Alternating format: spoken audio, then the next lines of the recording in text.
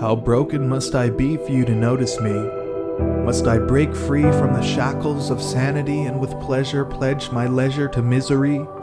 Must I stop reading my Bible with expectations of beautiful things to come, or stop frequenting church because corporate worship is corrupt according to my research? Why does it feel like when I obey the command to walk on water, I'm walking on water with the power of a man? Or when I think that God is talking to me, I bring emotion into it too prominently.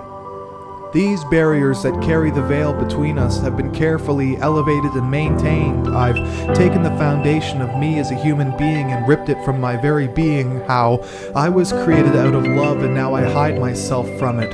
For the obstructed connection I had has been overloaded with my mistakes. My human spirit sewed 70,000 times 70,000 strands of thread between us. A web of anguish, the internal devil language, programmed from birth with the knowledge of good and evil, how we let evil take control, forgetting we possess the opposing sentiment, sent to get sentient believers sent again to be relievers to the lost, achievers of the impossible, understanding the true cost of God's gospel. Deceivers beware, we can be hostile with knowledge when we are perceivers to bear. Grievers cease to be scared in the presence of our Savior.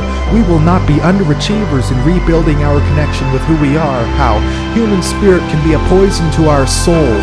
Pride, jealousy, self-pity, or even self-sufficiency, self-abuse, self-deficiency, self-maliciousness, or even self-toxicity. Self is the beginning of the rabbit hole of evil. It is the problem, painted into a context of close to home. For sin commenced in man with one bite from the fruit. My fruit are the things I cannot change. The forbidden fruit are the inerrant self-sins that came with the job. And while I stand at the altar believing I am growing with God, I am bleeding and slowly fading away on the inside, nearing death as my soul becomes victim to the very thing it is, within me. Within me, the serpent has convinced me to betray my Father, and as much as he loves me, he will not stop my free will. I go along with the evil intentions of the enemy, and as he fell for wanting to be God, the same happens to me. Why do I crave something I know nothing about? Why does my very being ache and thrive for itself?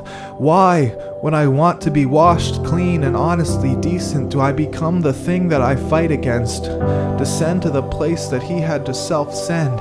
Why is it my human nature so uncontrollable to me that I inherently have the want and the need to think that I am God?